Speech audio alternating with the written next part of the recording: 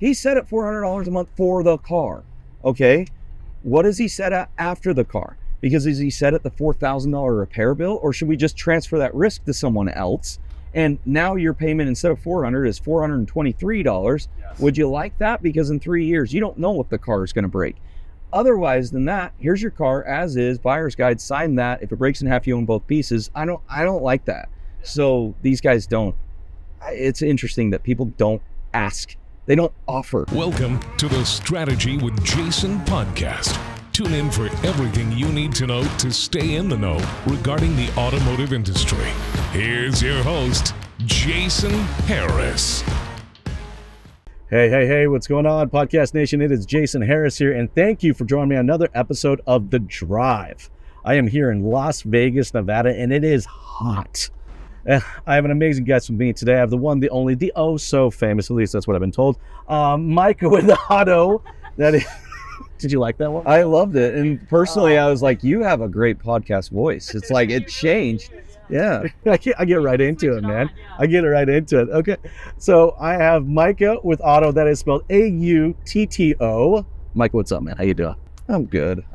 Thanks for coming to take a drive. It's tiring when it's this hot, man. It drives you like, it's crazy. Yeah, but we're all car guys. Once we kind of get, knotted up a little bit, we'll go. We just gotta get going, right? Right, exactly. Well, man, I've been looking forward to this podcast. I'm excited to get into your keynote because you got some really cool topics, and it's going to be fun to jam about. But hey, I like to kick off these podcasts with a little origin story, because I'm always funnily fascinated, right? So let's start there. How did you get started in this crazy little world we call the automotive industry? Just like we had talked about earlier, it's like you kind of fall into it, and it's kind of weird. Well, long story short, I actually went to the Naval Academy. Okay. So when I was 18, when you go to the Naval Academy, it was like you graduate high school, and like 2 weeks later, you have to go off to, in a sense, boot camp. They call it plebe summer. So I go there, and it was for more or less, it was for soccer. I got recruited by soccer from the soccer coach. That's Anyways, cool. I come about 2 weeks into the, plebe summer. You can call me a major failure because I'm like, I am not doing this. It gives you so much more respect for those guys that are there. But I'm like, maybe a lot of your listeners are like this. I hate being told what to do. So, and you can't hate that when you're at the Naval Academy. Anyway, so I left there, ended up still having a soccer scholarship to another college, then came back for Christmas break, then decided, okay, maybe college isn't just for me. So long story short, I was the ultimate failure to my parents. Like, here's a guy that like went to school, a great school or whatever, and I'm like, I'm a college dropout now, so I'm not going to do this. So I ultimately had no chance of failure, I guess, because like what do you look for? Yeah. Anyway, I was big into airplanes. Okay. And I know I love talking to people, so I wanted to sell airplanes. That was kind of what went through my brain. So I go to this airplane brokerage firm. They're like, you need to learn how to sell. You don't know the basics of it. They hooked me up at a big dealership in Utah where I'm at. Go there, and about 3 months in, I kind of get the training, go through everything, and I'm like, gosh, I feel like I could do this so much better. And so, and again, they were telling me what to do. So then I left that, and when I was 19, started my own dealership. Nice. And keep in mind, I had literally zero money. And when I say zero money, like if you've ever seen the negative balance in your account, and to the fact of it's like, how are they still paying things like you only because your friend is a banker or something like that, where there's negative $13 or $20 in there. And somehow or another, I just applied for a credit card. I have $5,000 line on a credit card. So I take a cash in advance from it, go to another friend and worked under his license, and I'm like, just let me buy a car. I bought a Honda Accord, sold it, took those profits, bought 2 Honda Accords, sold them, and then it just kind of built from there. Yeah. And again, my mentality was I don't have a plan B. Okay, so this is it. I'm in it. And I'm a firm believer that if you have a plan B, you really don't have a plan A. So what do you have to lose when you're 19 living with your parents eating Cheetos in the basement. There you go. So you're like, I'm going to sell cars. Yeah, I want to sell cars. I'm going to sell cars. That's And the only reason I wanted to sell cars, I'm like, there's immediate money. Okay, there's immediate money. I guess I could go, be a janitor somewhere and work for $8 an hour, working 40 hours a week, and that's fine. Or I can sell cars and try and make $1,000 on this. Anyways, I'm glad you got bit by the bug, man. Because that's normally what happens, right? I learned the hard way is the thing. But once you're in, you're in. Once you're in, you're, Like good luck trying to get it out of your blood. you can't get out of your blood. No, it's like a stain that never goes away. And it's the game that I love to play. It's so much fun. This industry is an amazing industry, and I think one of the coolest parts about it is that it doesn't matter what walk of life you had, if you're eating Cheetos in your parents' basement, or you got an MBA, or you were dealing weed. Everyone comes into the automotive industry from so many different walks of life, and as long as you're willing to just put the work in and hustle, you can get massively reward for it. And it's one of those few verticals that still exist that is just the case. You are rewarded by the hustle and the time and the passion that you put into it. It's really cool. But yeah, man, once you're in, you're in. So once you're in, you're in. And so for me, it was basically I had to sit there and I don't know, you have to go with plan A no matter what. And then it just kept building from there. And then it was just more or less, I didn't have a lot of bills. When you're 19, you don't think about your kids or anything else. And so I was fortunate. I will say that, like, when you get into it and you have a family and you have to have a solidarity of what you're doing, it does make it harder. But it also puts, a degree of pressure on you where I have to be successful at this. Fortunately for me, I didn't have that, and I knew that. So it was just, okay, keep going. So I was able to buy a house when I was 21. And then when I was, as time went along, it just got to the point of, okay, I'm going to have now 15 cars on my lot. And then now I'm going to have 20 cars on my lot. And because of, in general, it was just kind of a buildup. Came from a very modest background. My mom was a teacher. It was nothing like, I never got the family money. So anyways, as time went along back in 2017, had about 200 cars on my lot, and I had 2 locations, and we kept selling warranties and selling back end products, which is, now what I do.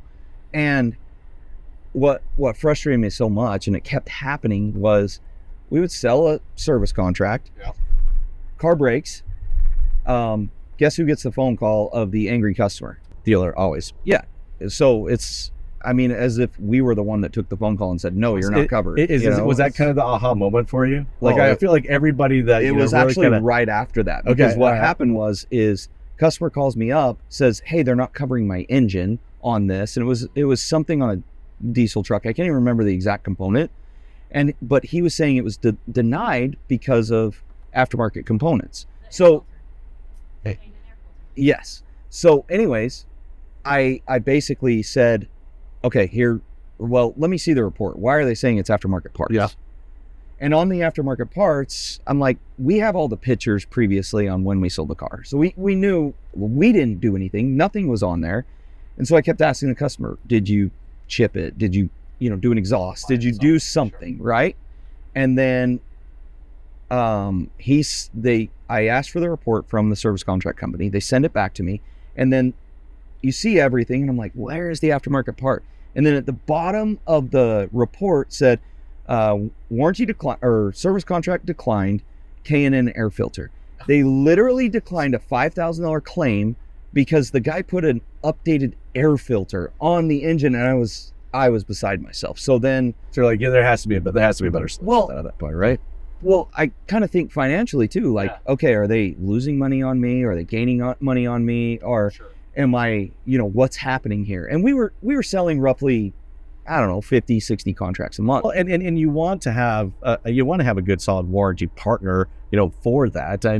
You again, to your point, you're putting your brand out there. I'm selling the product, yes, but it's my brand that is going out there on the bill of sale. All right, I'm the one that's ultimately responsible for that.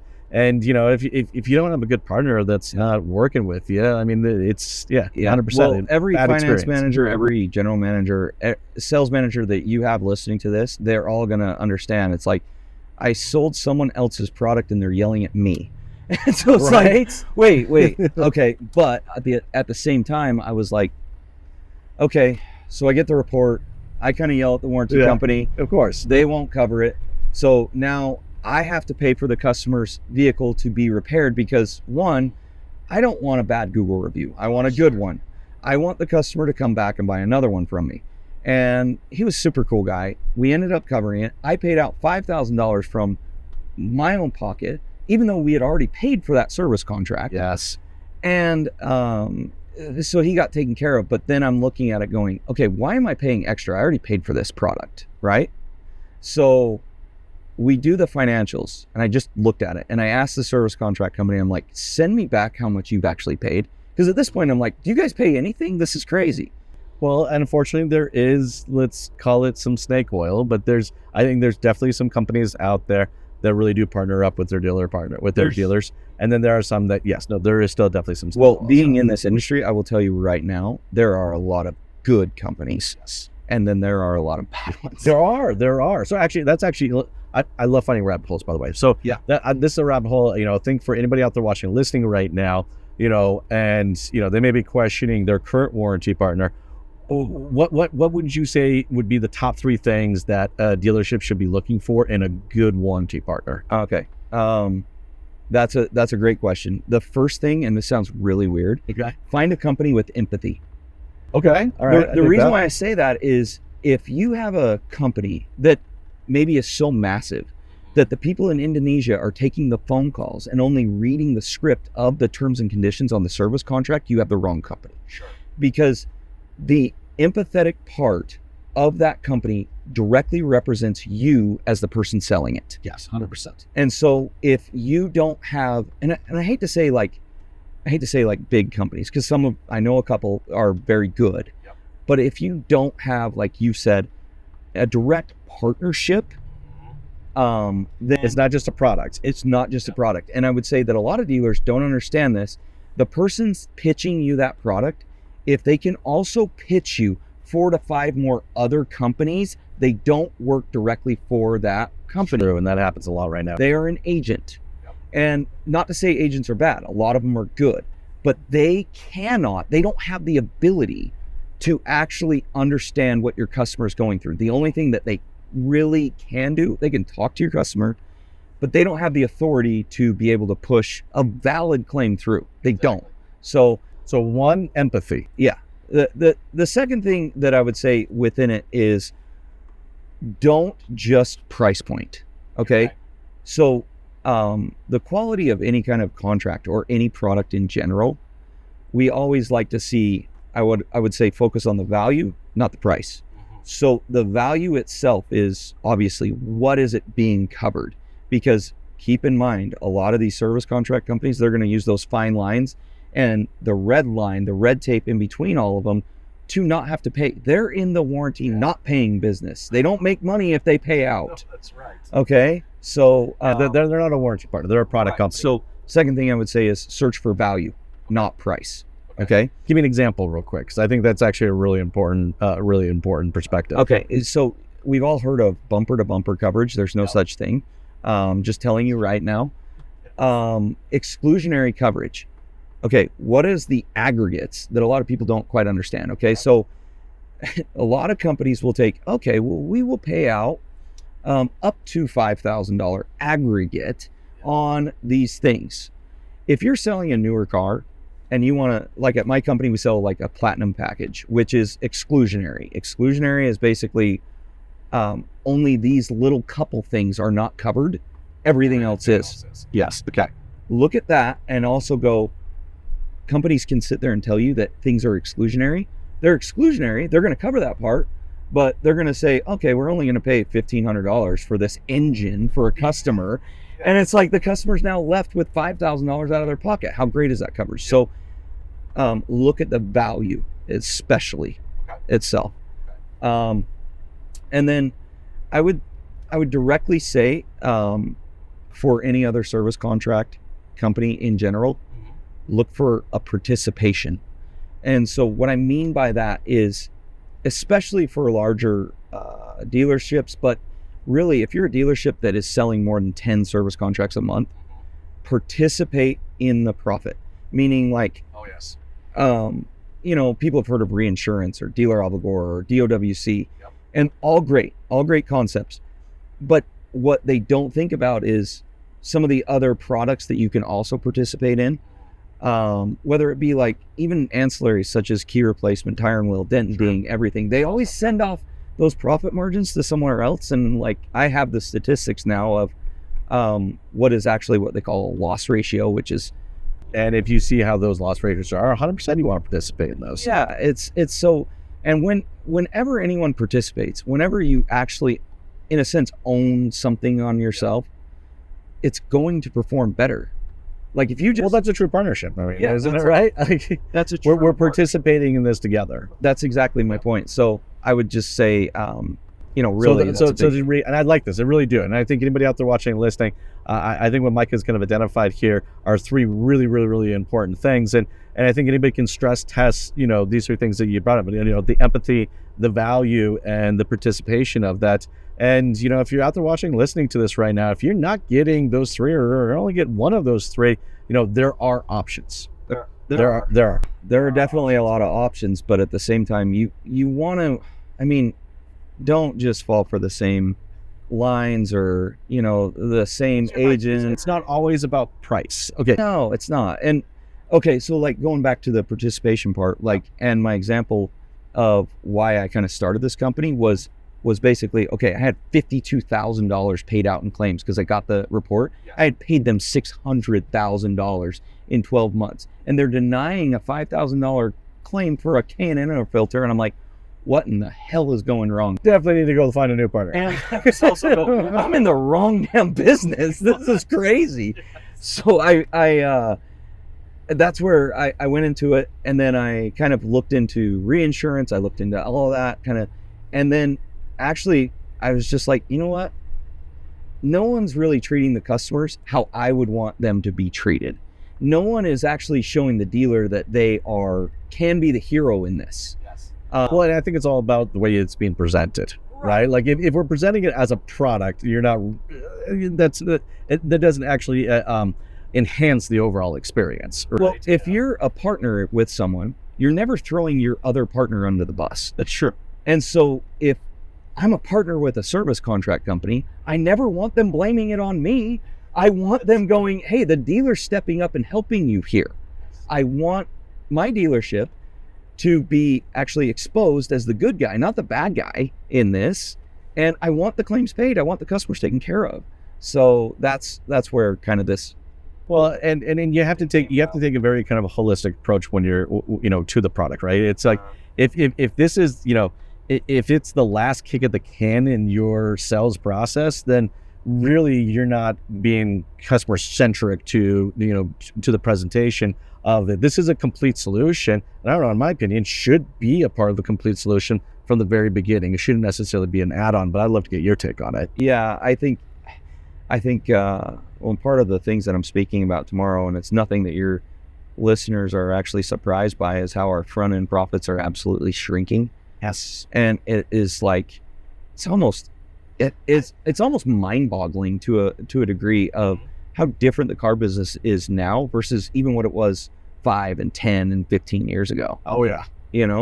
And so we can't just keep selling cars for less front end profit. Like, people go out of business for that. I've always said, I don't know if it's always fair for us to look at it from a front end to the back end. I actually, maybe when I was dealer principal, I was a little bit of the weird cat, right? Because I don't see a difference between front and back. In fact, actually, when we did look at it from a front and back, what usually ended up happening is the departments were actually against each other, right? Because, the back has to maintain this, the front must maintain this, but really at the end of the day, that customer is the entire dealership's customer. Mm-hmm. Why can't we now look at the profitability from a holistic approach as well? Well, and you're absolutely right. And the problem that we all seem to run into is aging units.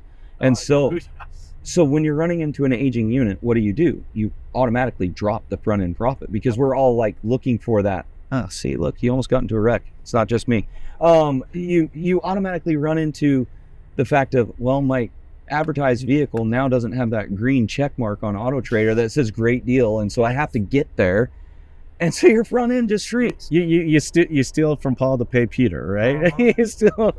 And then we get into all of this crap with, okay, and it's not crap because my dealership uses Autto, uses all of the analytical tools that we can. Yep. The problem with that is that the more information a customer has, and even the more information that you have, it's weird. Your profit margin on the front end actually shrinks. It's really weird.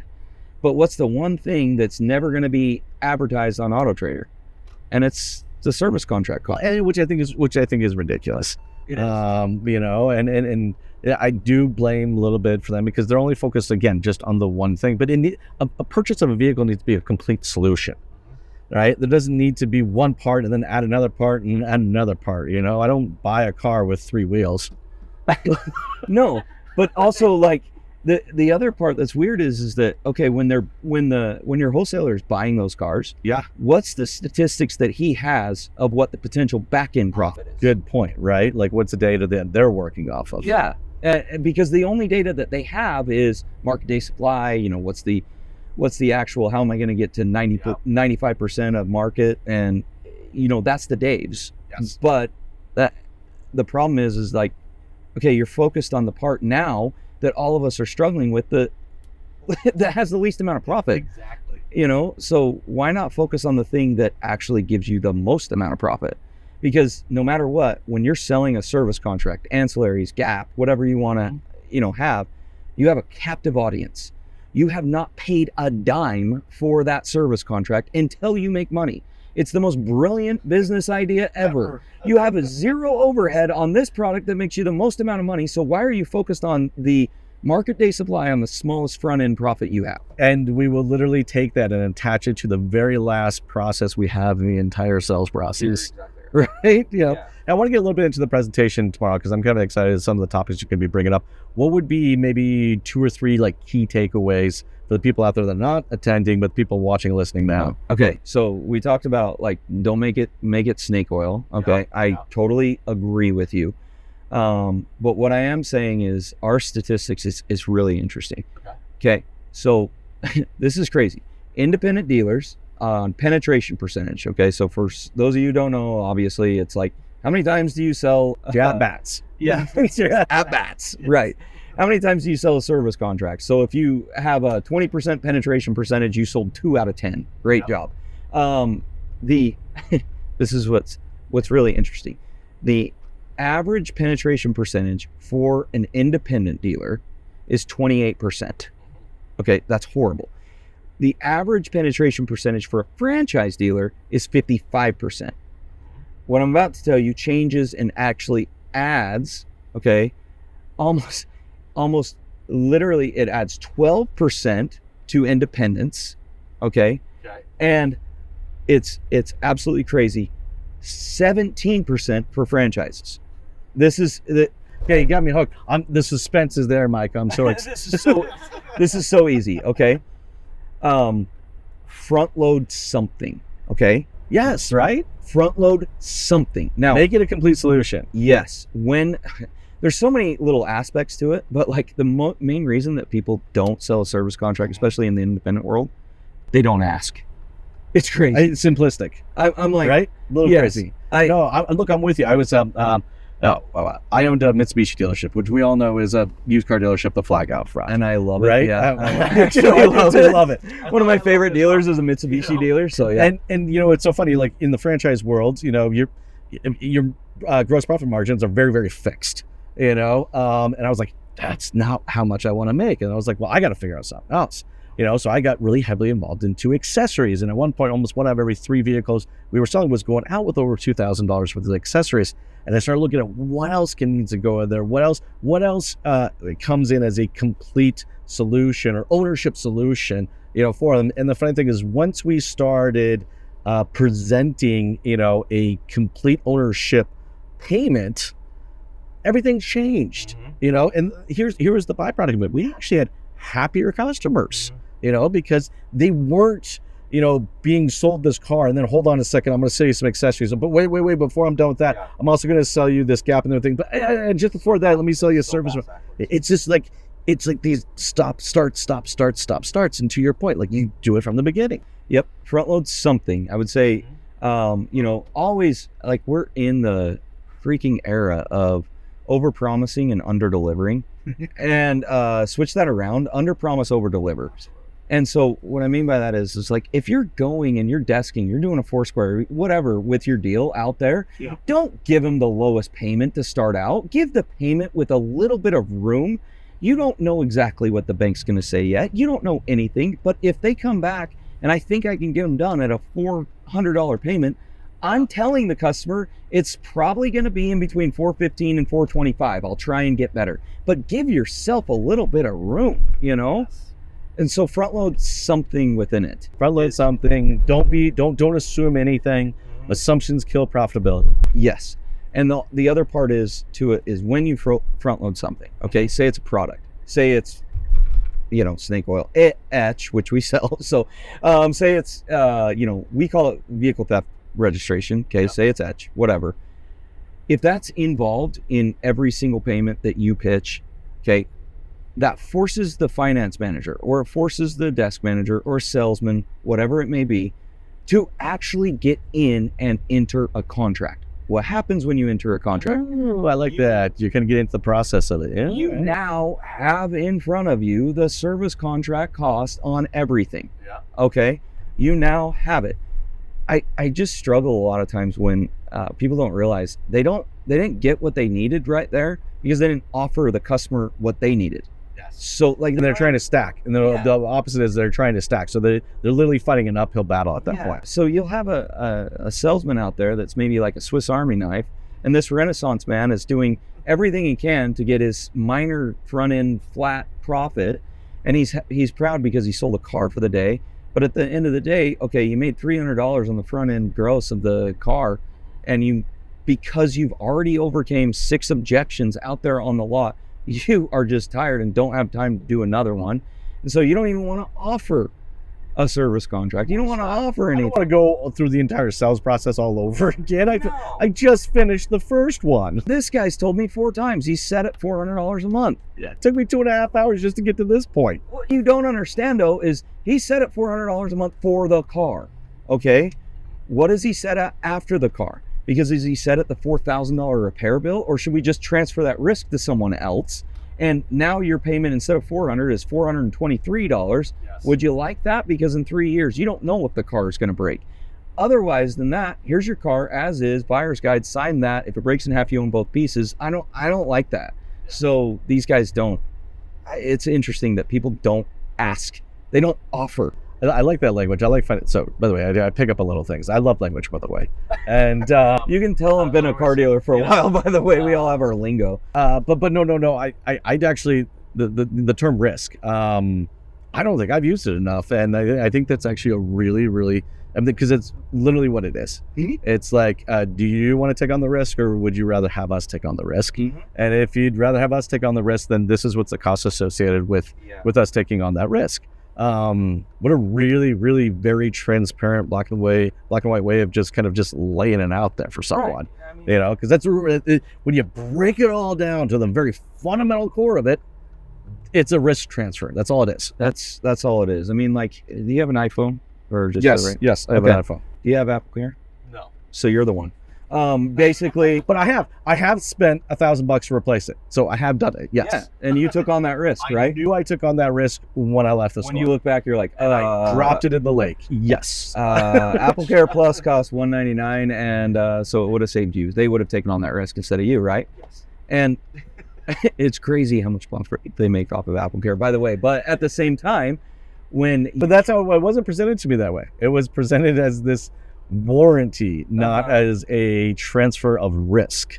How very different the mindset, like I said, the language, that's a very different thing. It is, and that's what it is, and people don't quite grasp that, where it's, I mean, for any finance managers out there, it's just get that down, just get that phrase down. Do you want this risk, or do you want to transfer it off to this other company? because you may not have $4,000, 36 months from now when something happens, something breaks. And by the way, there's about 6 computers on this car. When one of those things goes out, it may be $6,000. I'm sorry to tell you, do you want that risk? Or for $24 a month, do you want to transfer that off to someone else? Yes. And so narrow it down to the stupid. Like at my company, we'll always, I don't like necessarily pitching something, especially if they're financing the car.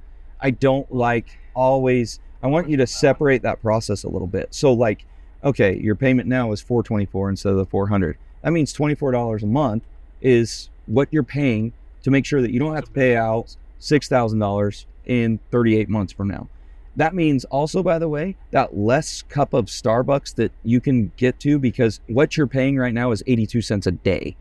And we all put money. Oh, here it goes, guys. Here goes. Here comes the car sales. Everyone knows it. They can hear it coming. I understand, but like I'm messing with you. But narrow it. I mean, sales is simply like relating and explaining. You're relating and explaining. It's turning it into a conversation, which is that's exactly what you do. You're turning it into a conversation. Well, and there is a lot of times where, because the pitch in a conversation is very different.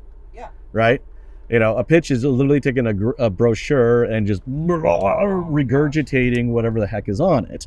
A conversation is polar opposite of that. It's the willingness for you to take on the risk or have someone else do it for you. Well, yeah, and the thing is that too much information leads to indecision. So when you give a customer every single line item on the terms and conditions and all of these things that are covered on it, what did you just do? If you give him 18 decisions, or 18 things, options to choose from, what did you just do? Like my favorite example is, okay, one of the biggest fast food restaurants out there is In-N-Out Burger. Yep. A lot of us have had it. How many things are on their menu? There's like 5 or 6. Yeah, there literally is, like, at the highlight, it's hamburger, cheeseburger, double cheeseburger. Which one do you want? And so you have 3 things on the menu.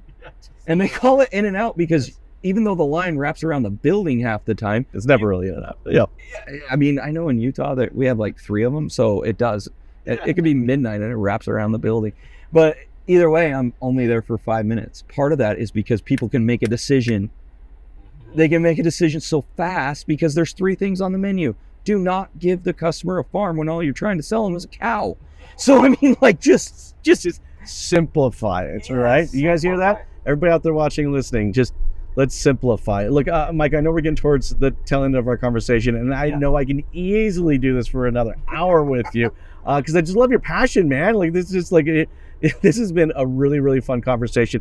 And I'm confident a lot of people out there watching and listening right now would love to probably pick up bits and pieces of this conversation and continue with that with you. So here's my question up. What is the best way for someone to connect with you and maybe continue some parts of this conversation? You know what? This sounds weird, but I'm going to actually give you my cell phone number. Do it. Because this is my direct cell phone number. You text me. So it's like non-confrontational, and we're in 2024 now, so everyone likes to text, especially everyone's customers. It's 801-712-8280. This is not a fake cell phone number. This is my cell phone number. Okay, so 801-712-8280. Send me a text. If I can pick up the phone, call you if you have questions, I will do it immediately. If I'm in a meeting or something, I will too. I love it. And as you can see, like, I have a passion for this. If it's 9 o'clock at night, I'm going to text you back going, I can't talk right now, but can I call you at 9 o'clock at night? And I will. Okay. So this is my direct cell phone number. That's the direct thing, you guys. Like, just text me. Just call me. 801-712-8280. You guys heard it right there. Hey, for everybody out there watching, listening right now, we appreciate you. Thank you so much for watching this episode. You need to hit Micah up. He's very, very approachable, and I know he's going to reply right back to you. Micah, thank you. Thanks, man. So much. This is fun. This is fun, really fun. Yeah. Thank you. You guys have a wonderful day. Thanks for tuning in to the Strategy with Jason podcast with your host, Jason Harris. Don't want to miss new content? Be sure to check out the full podcast library at strategywithjason.com to stay in the know. Remember to like, comment, and subscribe. Happy podcasting.